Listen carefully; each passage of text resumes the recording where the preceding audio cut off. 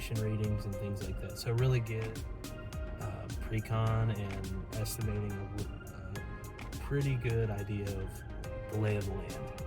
And it gives them all the information that they need, or give accurate bids and get, fine-tune some of the things that they need as we begin a project to monitor the progress and develop 3D models for inspection.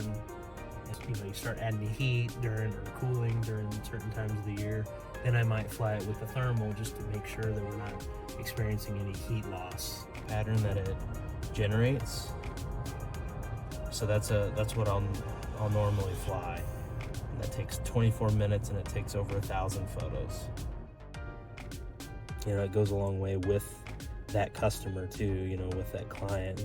They're able to see the progress, especially if they're not local.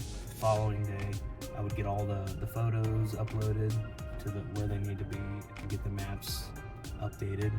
And then for certain sites, they might want to know different information on stockpiles or elevations at certain points. Well, if I know what they're looking for, then I would go through those models, collect that information, and make the measurements needed or that they're requesting. If I'm not processing drone flights, then making sure there's no updates that are needed that are necessary for function.